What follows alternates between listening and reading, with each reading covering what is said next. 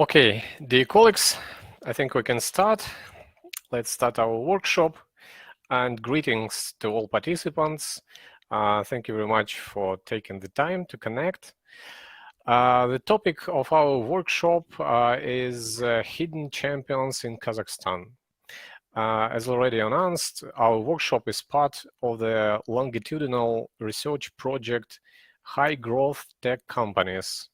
The project is carried out by our institute, the Institute of Innovation Management at the HSC Graduate School of Business. As you know, hidden champions, especially newly created ones, very often show rapid growth, and often their businesses is based on technology. Therefore, it will be very interesting for us to hear about such companies that have emerged in Kazakhstan. Our research team, and especially its leaders, Institute Director Dan Mendovnikov and Head of Research Stanislav Razmirovich, have been dealing with hidden champions in Russia for a long time, as well as some of the participants of our workshop, which includes, I see, such a very well-known in Russia researchers and scholars as Professor Andrei Yudanov and Olga Saginova. We also maintain relations with the author of this concept of the hidden champions, Professor Herman Ziman, with whom we have met more than once and had the honor to communicate. I'm sure that our workshop today will contribute to the growth of knowledge in this area, as well as to the development of the hidden champions research community. And now let me introduce our speakers. It's a great honor for us that today we have you. Dr. Christian KAHL, Associate Professor at the School of Economics and Management of Jiaotong University, Beijing, China. Dr. Aigerim RAIMZHANOVA, Director of the International Development and Partnership Office at Narxoz University, Almaty, Kazakhstan. Dear colleagues, I give you the floor. Okay, yeah, also from my side, good morning to Moscow. More like, for me, a lovely good afternoon in Beijing. And yeah, I mean, it's for us a huge honor to actually presenting our research and our research finding about the hidden champions in Kazakhstan. Let us try to share the slides. I hope it works. Are you okay? Perfect. Yeah, perfect. Yeah, so hidden champions. So, I mean, how we actually come to it is actually a long story. When the second round or this round of hidden champion in Kazakhstan or in Europe and Asia had been under process and research, I worked with my colleagues in Almaty in Kazakhstan, and we really worked on it. So at first, I want to actually introduce our team. And I mean, you already know my name, Mr. KAHL. Then we have my right hand, and I also would not say only my hand, also my brain, because Miss RAIMZHANOVA really helped me out. I mean, she is actually, I would say, the hidden champion of the project. As well, my colleagues, Miss Aigerim Bekova and Mr. Sultanbek Kayim, who are as well junior researchers with the research department at RMIU at this time, where we can see we all moved forward to different institutions and new positions and new functions. And here, I mean, that's a really short introduction of ourselves. And I believe Dr. Aigerim RAIMZHANOVA will going forward to introduce you the next few slides. Hello, colleagues. Very nice to greet you today. Please let me know at any point if there are any issues with the presentation, because this is actually a new platform for me, and I think for Christian as well. So yes, apart from handling administrative jobs, both Christian and we have actually met in Almaty when he was the Vice Provost for Research. We have a lot of different research projects. My background, professional background, primarily is actually in international relations, but also management. So the work on hidden champions was brought to us through the partnership with CIMAN organization, because actually Kazakhstan has participated twice in this project. First in 2011, and then we started the research in 2018. We had the report, and then finally the Springer book came out in 2021, I think. This was a long process, and actually we found out a lot during the actual process itself. The methodology on the one hand was quite clear. We find hidden champions, we conduct interviews. I think we conducted up to almost 40 interviews with various companies, and the data that we have collected actually went on to help us with other research projects. Specifically with this project, however, there were different phases, and we will present these phases to you and some of the challenges that we have encountered. First of all, however, let me briefly introduce Republic of Kazakhstan to set up some context. The largest landlocked country in the world. You all probably know that we have considerable mineral resources, oil, gas, uranium, and others, and this has actually helped us to spur the development in the last 30 years. This is the GDP figures for 21 when the book was published. 90 million people is the population. Interestingly, 75% of population aspires for entrepreneurship. So entrepreneurship is definitely the hottest trend.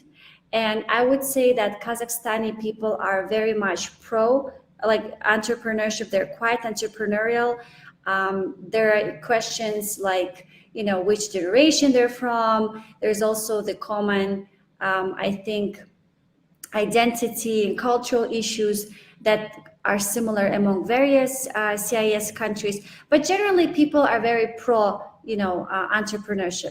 So much so that we have, you know, I guess a huge untapped industry of creative industry specifically that officially there isn't much information on, but people do a lot of work in that area.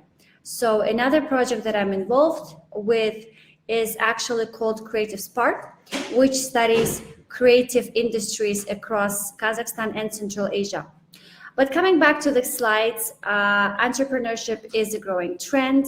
We have a lot of enterprises, a well-educated workforce. So this is one of the positive legacies from the Soviet period. We have a very high literacy rate.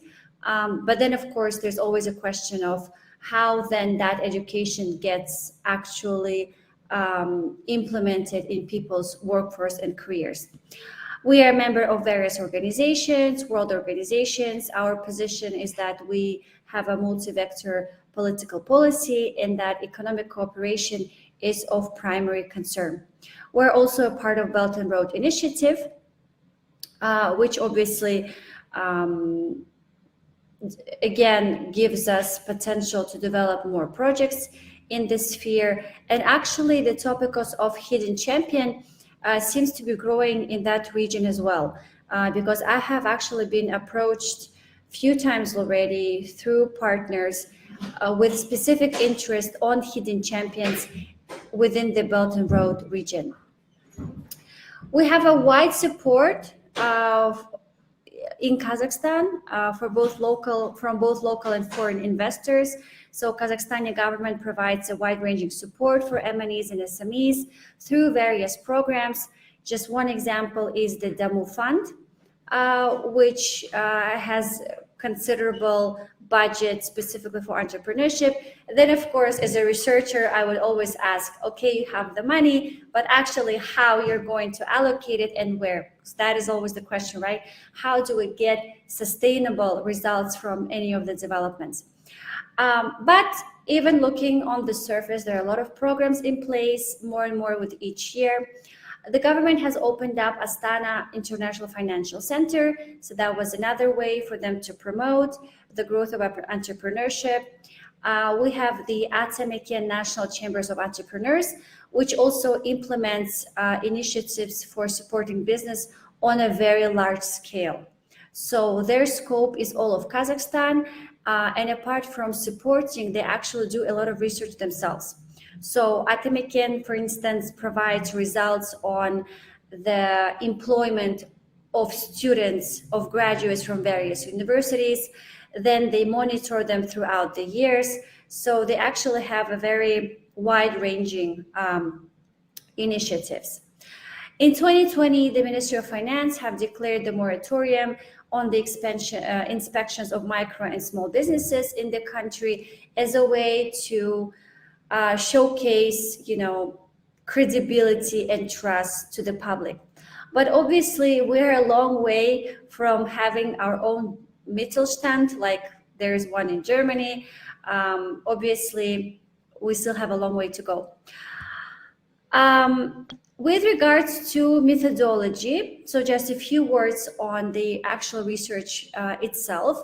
So we were provided by the methodology from the team in Slovenia that organizes research. And here you can see the criteria. And actually the criteria is one place where we had our toughest challenges.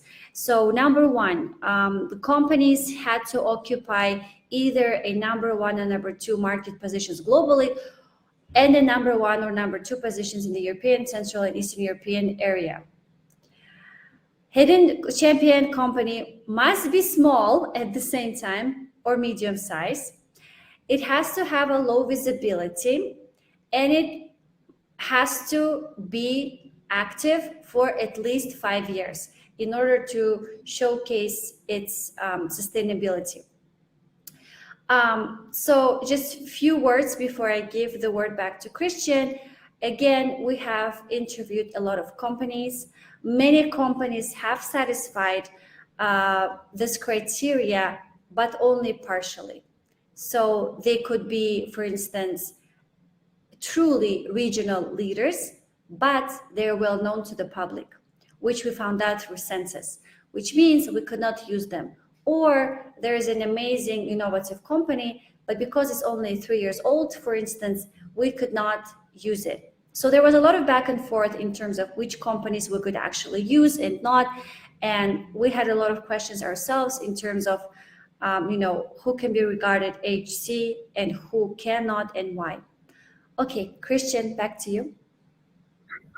Okay, yes, exactly. And so it's where we're going back to the understanding of Kazakhstan. Kazakhstan is a really young, dynamic country and as well as industry. So as Ms. Aigerim already said, it's like a lot of pop-ups coming out. Entrepreneurship is booming, new ideas, new innovative directions coming out, but that's all really young companies or companies who somehow connected with the government bodies on funding, on sharing knowledge or sharing ownership.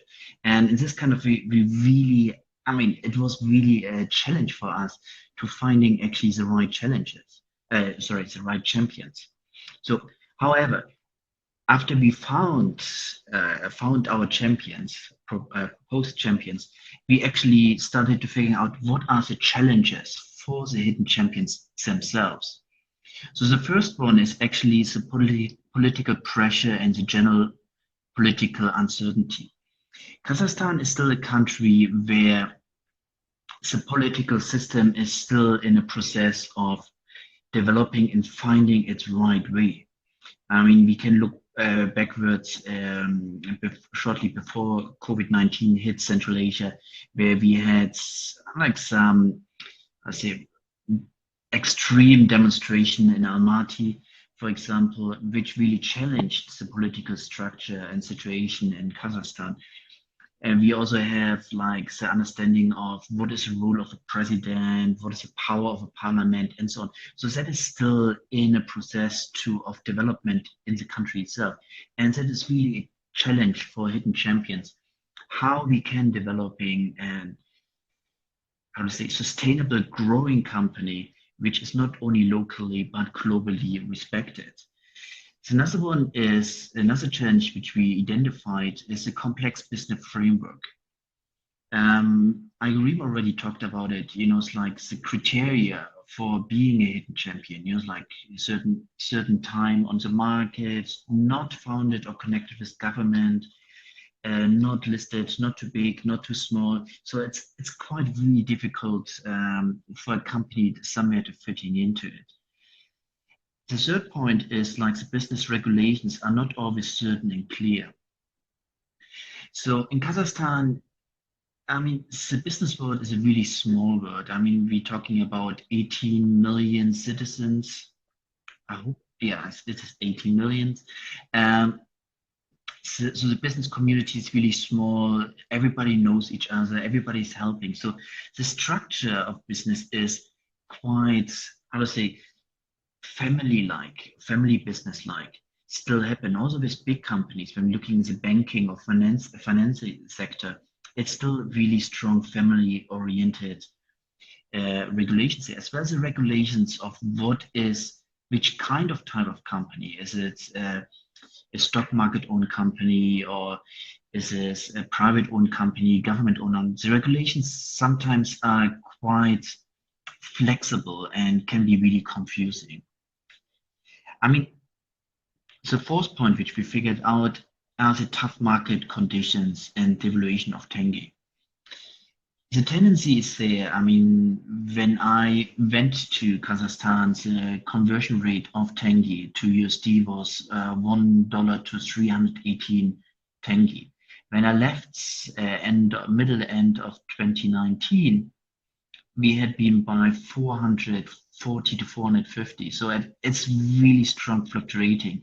It depends on the market, and Kazakhstan also, sadly to say, is really the currency and the valuation of the currency is really strong connected with the world economic and world political situations. If something is breaking out, like a war, a disease, the tenge is immediately affected, and not slightly. Like in Europe, for example, we have the European Bank who's, how to say, measuring it and softens the evaluation systems a little bit. In Kazakhstan, it's a really small country and it's really connected political and economic wise to the global market. You really can feel the changes immedely. And the last point which we figured out is business also worry about transparency and security. Again, I mean, since what I said before, big companies, established companies are still run as family directions. It's like there's this connections, with relationships, and so on. It's be close to family members.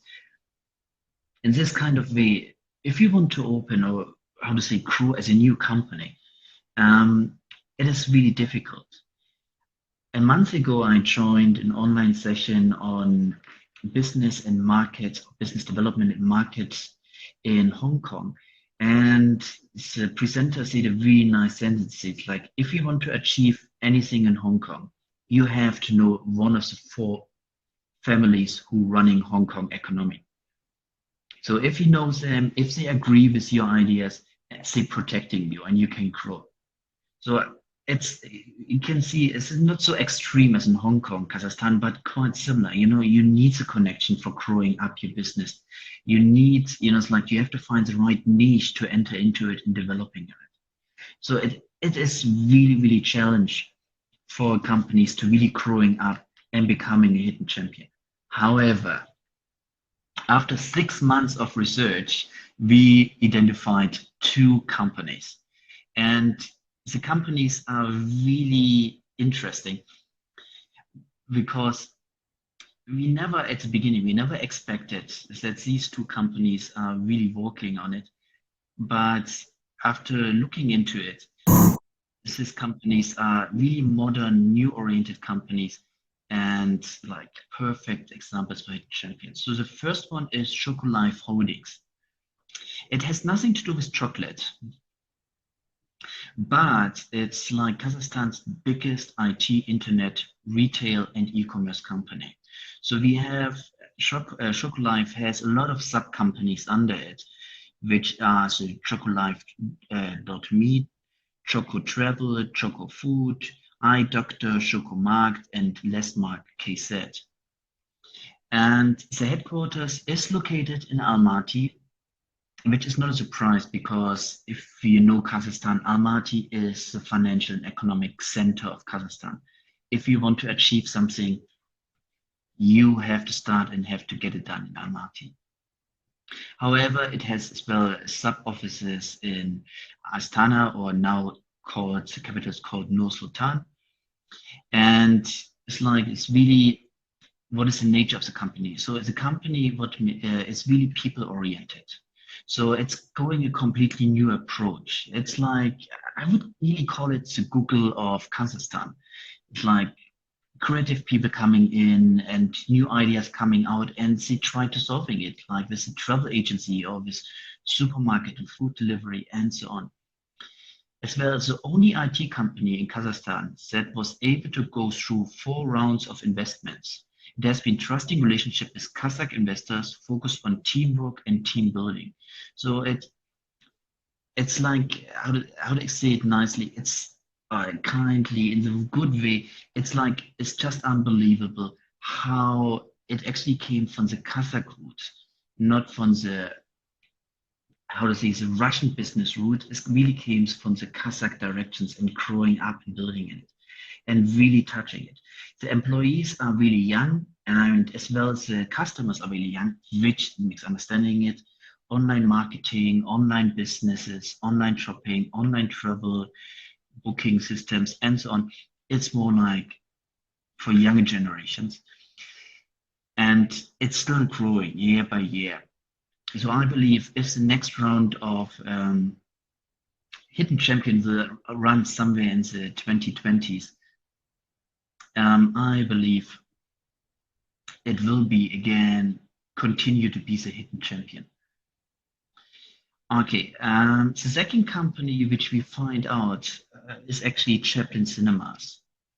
And Chaplin Cinemas, again, is an entrepreneur in a really special direction. It's a film distribution.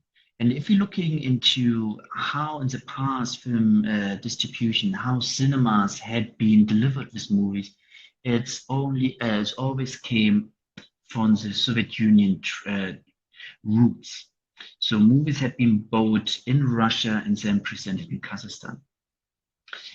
The tricky issue what Chaplin Cinemas figured it out was that people also prefer to watch Hollywood movies or European movies like Venice or Cannes, like events and so on, which movies came out there. So they really wanted to have a broader view of worldwide movies.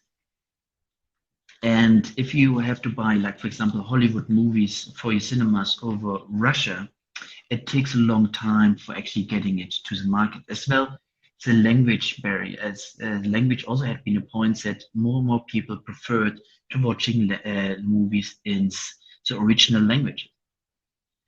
So Chaplin Cinemas actually came out of this idea and said, okay, let's make it innovative, let's make it directly, let's make it really quick. Getting the newest movies, the niche direction movies from all over the world and give it to our customers. And it's still working really well out. I mean, if you're thinking about when we did the research in 2017, the sales revenue had been 5.9 million euros, which is extremely good for a cinema or for the movie production company. Again, yes, it was established in 2009, so 10 years, profits, good stable income. Again, market share is 12% and growing. That's, I have to say, in 2017. I really believe now in 2022, it's already over 20%. And again, nature of competitives as a flexible management style. That's what I say. It's really market oriented. So the management said, okay, we're not focusing on this specific directions. We're looking what our customer wants and provide a huge variety of movies. Yeah. Another point here is they also become Chaplin movies become actually the first fully transparent financial company. So they really opened their books. So they really showed how much we pay, how much we earn, and so on to make it really transparent. This has something to do with they actually got sponsored and supported by EBRD, so European Bank of Research and Development. And one criteria of the funding from EBRD is to really have a transparent system, structure, and financial system. And here, I mean, that are the two companies which really following the scope of the Hidden Champions in 2017. However, when we actually tried looking for more champions or different ways of champions away from the e-market section or modern like lifestyle sections, it was really difficult. So one, it's like key point for a hidden champion was the hidden champion must be a regional leader. So here's the point is regional leaders are really difficult to find. For example, the region here we're talking about probably will be Kazakhstan as a country as well as a region in Central Asia. And Kazakh companies, innovative entrepreneurial companies, are really small. They acting like in a city or in a small city area. So I talked about Almaty is like one of the entrepreneurship hubs, but most of the companies only acting in Almaty. When they are really, the business really booms, then they're trying to enter the second biggest city with Nur Sultan, or going like a little bit more south to October and so on,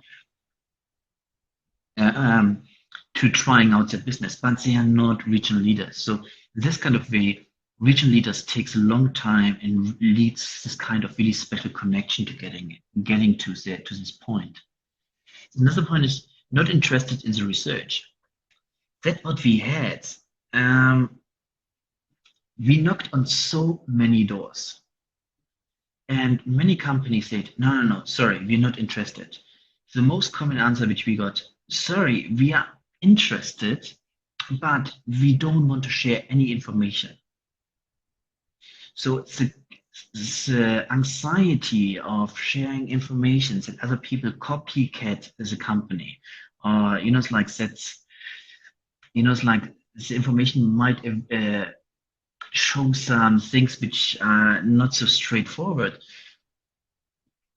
So in this kind of way, a lot of companies, I would say, and I think Aigerim can correct me later if I'm wrong, but like 70% of all companies just rejected at the beginning. And as well, the culture of openness. I mean, I already talked about a little bit. In Kazakhstan culture, especially the business culture, it's really a closed culture. It has something to do because the market is really small. So the competitors are really your neighbors. So you're keeping a close eye on your competitors, on your neighbors, and try to keep your really special part why your business is running so well as a huge secret and close up to your heart. It's like a really key point. So to open about business idea, to openly talk about business ideas, to business innovations are really rare to find. This needs a long time, and I believe if the new round of Hidden Champion research will be done again in the 2020s somewhere, we will find a small change. But I believe to have really open mind and open sharing culture, especially on innovation in Kazakhstan, we have to look far further to probably the 2040s and 50s, when really the maturity of entrepreneurship arrives the country. Okay, back to you, Aigerim.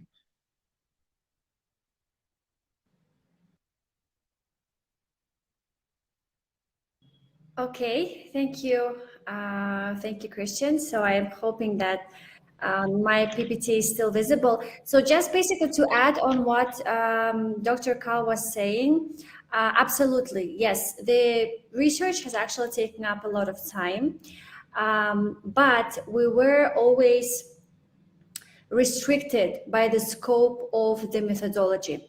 So first of all, these two companies that we presented, both Chocolife and Chaplin, they're actually officially listed as potential HCs because the research has allowed for both hidden champions, but also potential hidden champions to be presented. So in order for them to be full hidden champions would mean that they had to have a regional scope of influence, which they don't to this point. However, the editors and our methodology, because what you see in the chapter is actually the final finding, but we have actually went through rounds of many reviews, blind reviews, and our editors, reviewers, they agreed that even though these top companies are not currently full HCs, they can be included in the research because of this innovative factors that they offer to the market. Again, to reiterate what Christian was saying, we have a lot of companies in Kazakhstan that effectively develop the industry, all types of industries, you know, whether it's a hotel, it's an IT business, university, anything and everything in between. But many of these companies are connected, for example, joint ventures with companies from other countries.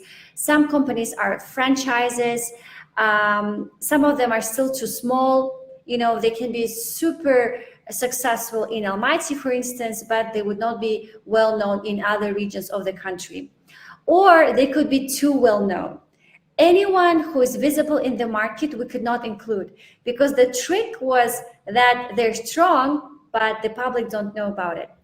And last but not least, we had a lot of companies that were big enough, that were not well known, but they had a government connection. Even if it's an official government connection, some sort of funding, or you're part of a conglomerate, if it has some type of government connection, even slight one, the reviewer said they cannot be included. So we were truly looking for gems, you know, homegrown Kazakhstani companies. So Chocolife is great indeed because they're still new on the market. They're always diversifying their portfolio.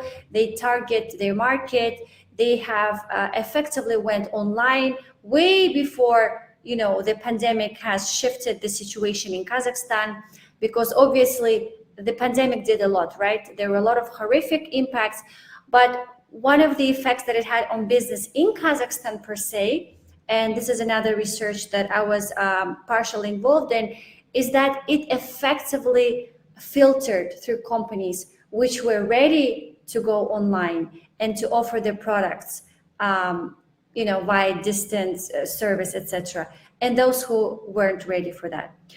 Because a lot of companies, they have experience, they have dabbled in e-commerce, but the pandemic didn't leave them any choice. So Chocolife was the one that actually did that without, you know, the industry saying that it should. So in a way, this can be regarded as an example of a push, marketing approach. So when you push something innovative on the market.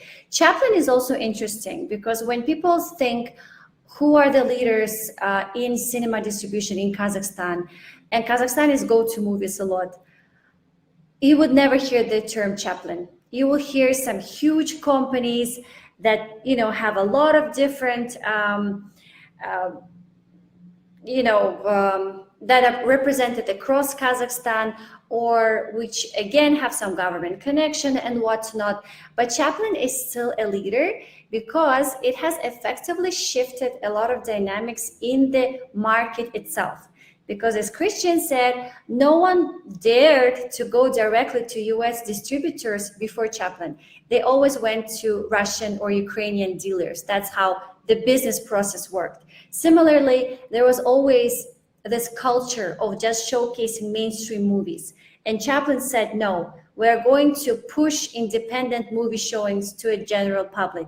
We're going to create some, creative events to develop this culture. Moreover, to develop the popularity of Kazakh cinema itself. Something else that we wanted to talk about today is that obviously, no research is always complete and it's never in a vacuum. So something that has really shifted again after the pandemic, the situation in Kazakhstan for entrepreneurship, for businesses, was of course the January unrest, which occurred in January. No one expected it to happen, even though we have recuperated since then. A lot of investors were spooked. So locally and regionally, we're sort of in a state of crisis because the businesses face the question of who will now protect the rights and interests of companies that were damaged during the unrest. And so far, there isn't a clear answer still. More than $3 billion in damages just because of that 1 week. In addition, there are always, and here you can see some figures, right? 4,000 enterprises in 10 regions were looted. There were some direct damages to SMEs. 15% of enterprises had to suspend their work. Now things are back on track, I would say, but this is, another challenge that now is presented in Kazakhstan. More or less, people have sort of got used to the devaluated currency. They're okay, I guess, with the level of political uncertainty, as typically developed countries are with unstable economic environment. But now we have the risks of new protests. You have also probably heard that after the January unrest, politically, there have been a lot of changes in Kazakhstan, actually. The role of the first president has shifted. Our constitution is actually going to be changed in the first week of June. There's going to be a countrywide referendum. And, there's this term that's called Jana Kazakhstan, which basically means new Kazakhstan, which means that, yes to human capital, yes to openness, yes to entrepreneurship, everything that kind of circulated in the last years as well. But now the government really wants to answer the public. The public, though, obviously is questioning how much of new Kazakhstan we will actually see. So this is still an open question, but businesses obviously are the first to feel the effect of any reforms on them. So again, this is a little bit of background on what was happening after January events. The government actually is assertive in calculating losses and in helping the economy to get back on track, but the particular mechanisms are still being worked out. So what can we say in conclusion generally, right? In a general framework, Kazakhstan is definitely a country with high entrepreneurial potential. And this is not only because of economic environment, I would say. As we teach the students, we always say, right, there's always the political framework, the economic, but also socio-cultural. So Kazakhstan, among many other Central Asian countries even, I would say, is more open, is more willing to accept new changes, is more flexible, but this is a whole different conversation. So the entrepreneurship spirit is there.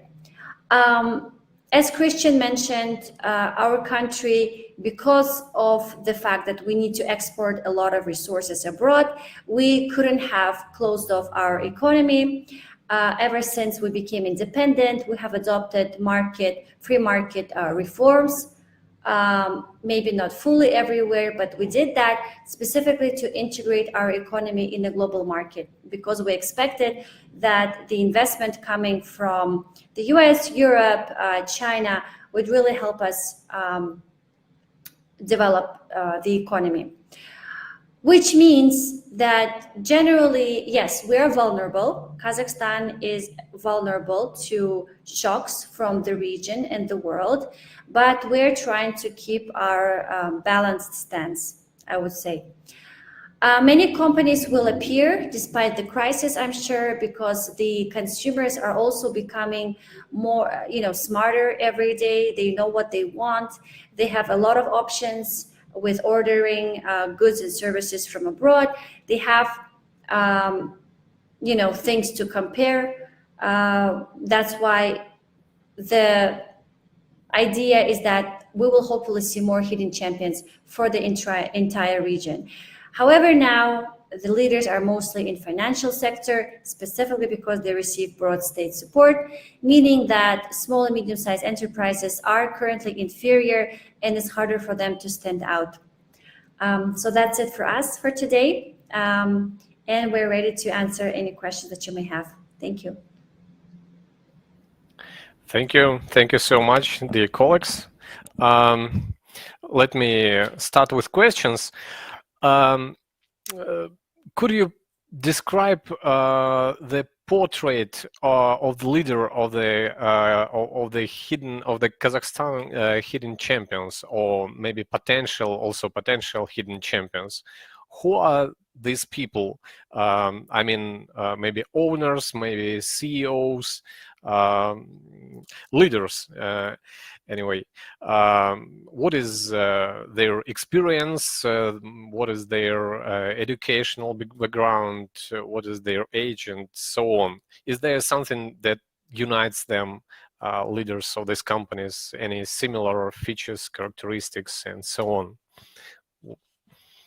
What did you discover in that point? I can start, right, Christian, and then you can maybe continue, yeah? Yeah. You go. So the two potential HCs that we have discovered, they were similar. They were similar because their owners were young. They had Western background in terms of education. They didn't have much support from the government, and that actually made them find new ways because they knew it's them against the market and they need to survive. Both of them have also, they have told us that obviously their businesses do not exist in a vacuum. So they did have a lot of challenges in trying to find their niche in the market. With Chaplin, for instance, when this company started growing, they even experienced things like threats, direct threats from their competitors, but also from dealers in CIS region saying, you are ruining our whole way of doing things for the past 30 years. What are you doing? So various political even forces were utilized in order to pressure them to back down. However, this did not happen. And I think in a way, the owner of Chaplin Cinema, she was one of the co-founders, she was aware of it, which means from the beginning, she wanted to have a strong investment team that would be able to back her. And obviously these are also people who were very entrepreneurial. So very much oriented, not rigid, not old school style type of leaders. So, yeah. Yes, I mean, definitely. So the point is, to summarizing up, is they are mostly really young, really entrepreneurial, and interesting wise overseas educated. So it's really European, UK, or as well US educated. So they're coming back to the country with all this innovative ideas and trying to finding it out, seeing if it works in Kazakhstan. Thank you. Sorry, I also want to...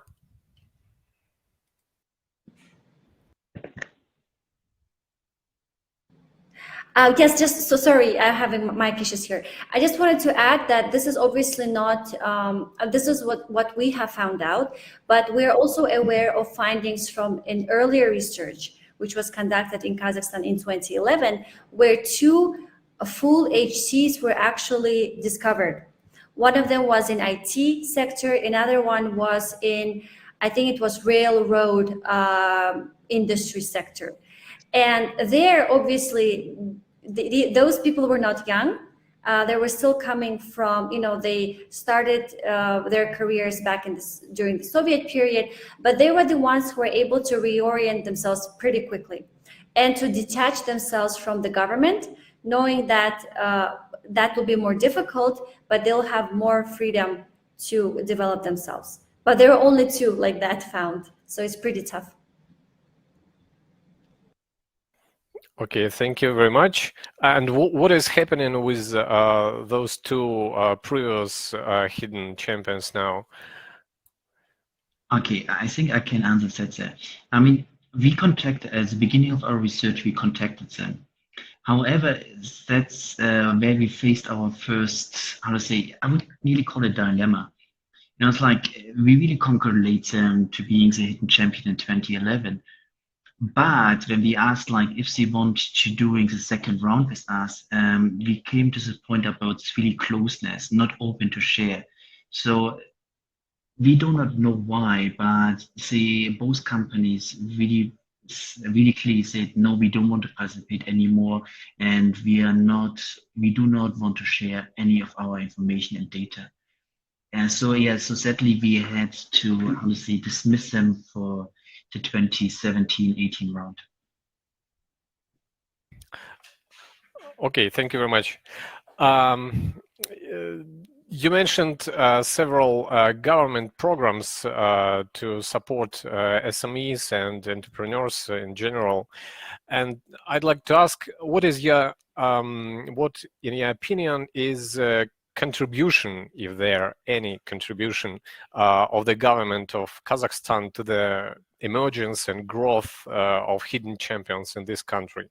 Can you elaborate a bit more on the support programs that you think contributed to this? Because, for example, in Russia, when we are talking to such companies like hidden champions or high growth tech companies, and ask them about probably any support measures they need, they normally say that please don't disturb us, we don't need any support from government, we want our government just don't touch us, don't disturb us, and we will do everything on our own. And there is sometimes mistrust between entrepreneurs and government in post-Soviet countries, as I see. So any government measures to support hidden champions, do you think is there any contribution of the government? I think this is an interesting question, because on the one hand, yes, there are huge programs right now, more than ever, because government desperately needs the country, the people to trust it, you know, because there was such a huge diversion in January, something that really shifted identities of Kazakhstanis. So the government wants to showcase that it's strong, it's stable, and you know, you do have opportunities to grow here. There are a lot of successful projects. You are right in saying that sometimes, you know, certain entrepreneurs, they think that they don't need the support and they don't want to be connected, because then they have to showcase their financial reports always, and there will be some strings attached. But I do know how a lot of entrepreneurs, they're not too huge on the market, but I know who have successfully won certain grants through these programs. And when people ask them, how did you do that? Was there any bureaucracy involved? They said, no one really applies. You have to apply. There wasn't actually much competition. So there are so many programs right now. Recently, I've seen a call for, you know, innovative program in education, something like that. And the question is, how many calls did they actually collect? Because they had to open it up 3 times.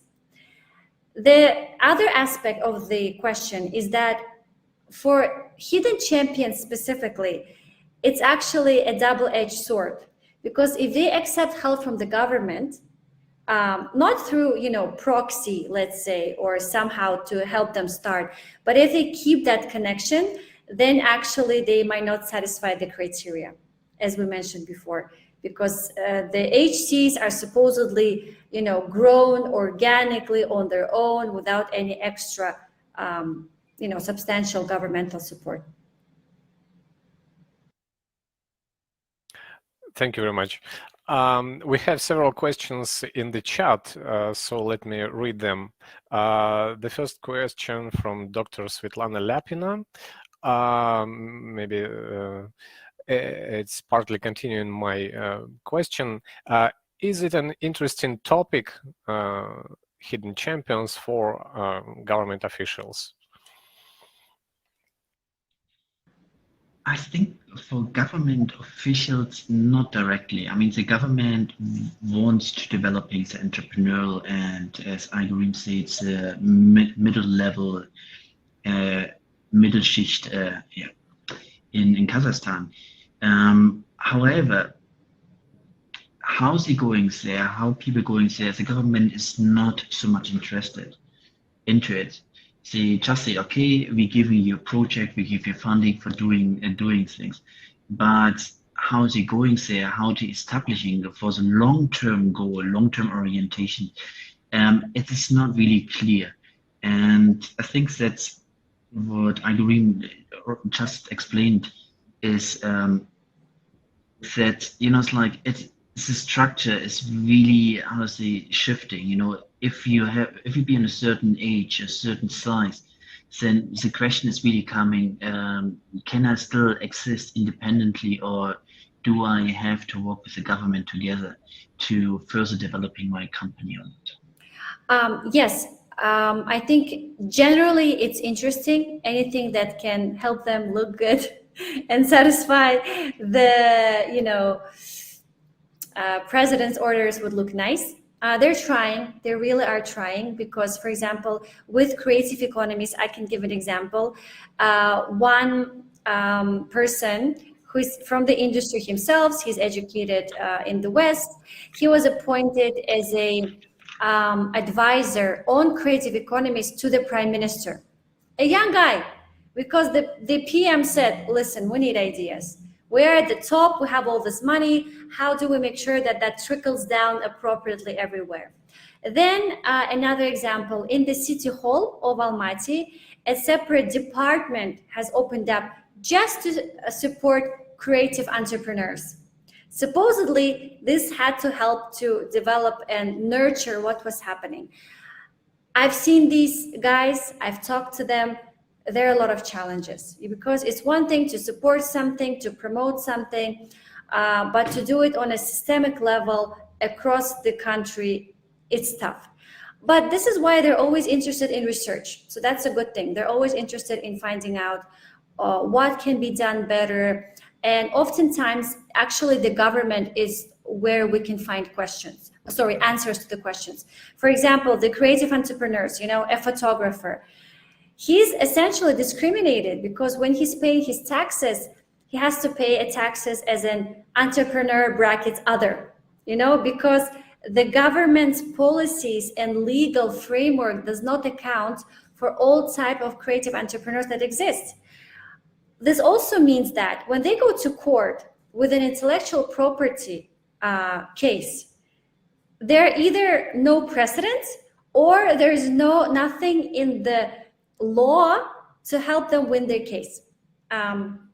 This is why, for example, in my university, we have been involved in opening up courses specifically in intellectual property in creative industries. So it's like small efforts across the country. Officials know that they need to change, but there's still sort of a long way to go to see that change on a macro level. I see the second question. Should I answer it, or? Oh, I want to do it. Go ahead, Christian. Okay, yeah, I mean, there's a second question here about others than IT companies. Why I want to answer it, and I think I bring now a smile on Aigerim's face. We had the discussions there. I mean, there are other potential hidden champions, but not fitting the criteria.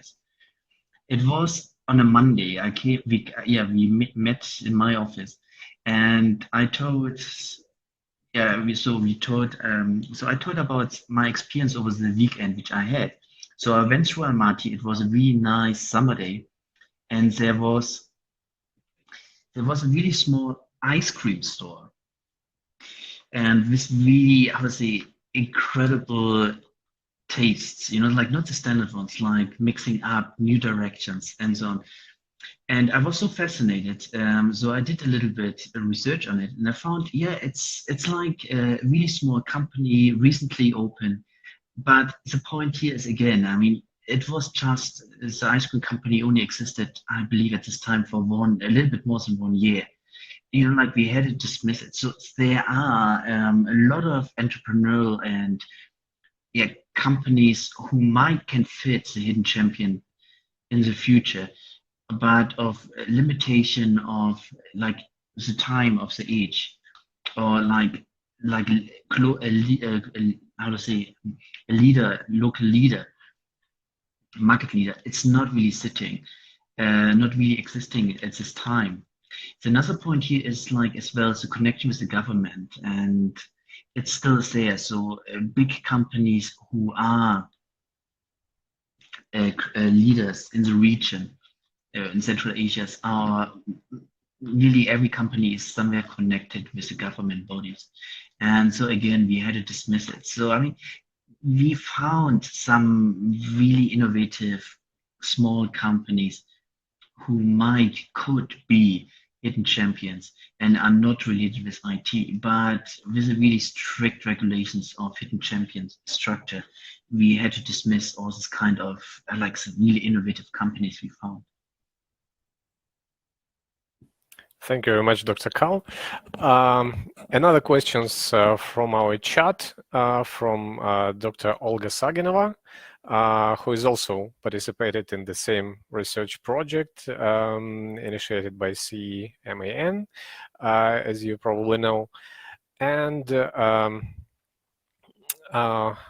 her question, we saw a tendency for SMEs, including hidden champions, to join state-owned holdings at a certain stage of their development. Do you see the same trend in Kazakhstan? Absolutely, yes.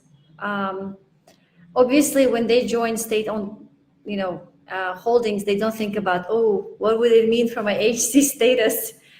They do it because they have to survive.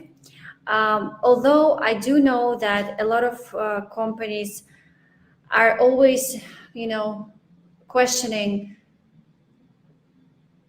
what size should we be, because there's been a lot of examples when companies become incredibly successful without any support. And then when they become too big and too visible, they're always sort of pointed at by the government or by, monopolies or by other leaders in the market. So it's not as bad as it was in the 90s, obviously. We do have a much more transparent framework now than ever in Kazakhstan. But specifically because of not wanting to play with the big guys, or going against the sharks, companies may choose either to sustain their development or their size on a certain level, or to join with state-owned organizations specifically to avoid all that trouble and drama, to kind of showcase that we're in, but we're still doing our thing. So yes. Another point here is, as Aigerim just mentioned it's like the question about where the company wants to go. So here's the point is, I mean, if you're looking at the geographic of Kazakhstan, is you have two important cities, big cities, which is Almaty and Nur-Sultan. All the other parts of the country are, the country is huge. You have a lot of small cities, small regions, but there to reaching out the customers or people there, the industry, if you're doing it independently, alone, you probably will never getting through it. The distance is too big, the supply chain prices going up. So to cooperating with the government on a certain point to actually enter like the outskirt markets or like the western side of Kazakhstan, you probably have to cooperate in a certain time with government bodies and government-owned companies. Thanks a lot, dear colleagues. Any other questions? You can ask them by voice or in chat. Maybe I can ask any other questions. What is any other question? What are the results of Kazakhstan's hidden champions and potential hidden champions, maybe more potential hidden champions in exports? What have they achieved and how is the government helping them?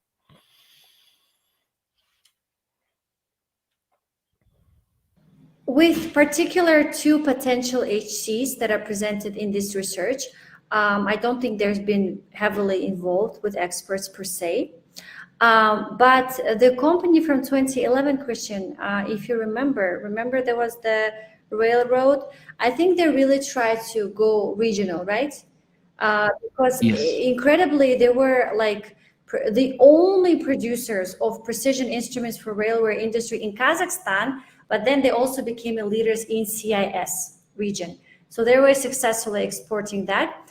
Similarly with LC, who were leaders in IT, they also went through interesting round of building partnerships with CIS companies, which allowed them to expand, meaning that yes, so maybe the preliminary conclusion here can be that when you are HC, you're obviously thinking about expanding, and that's actually part of how you become a regional leader.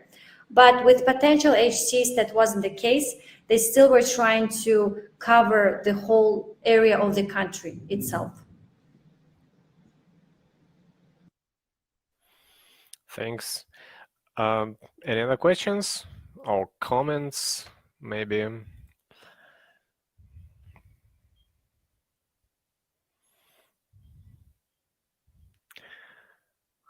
Okay. I think it was a very good talk, a very good presentation, and very good discussion. Thank you very much to our speakers. Thank you to all the participants for your time, for your participation. Thank you so much, and I hope we can cooperate in future, maybe in research projects, maybe in some other community activities. I mean the community, virtual community of researchers of hidden champions and high growth companies and so on. So thank you very much, and goodbye. Any other comments from you, dear colleagues? I mean, Aigerim and yes, Christian. I just wanted to say that thank you very much. It's very nice to meet you, and definitely open to collaboration in the future. Thank you very much.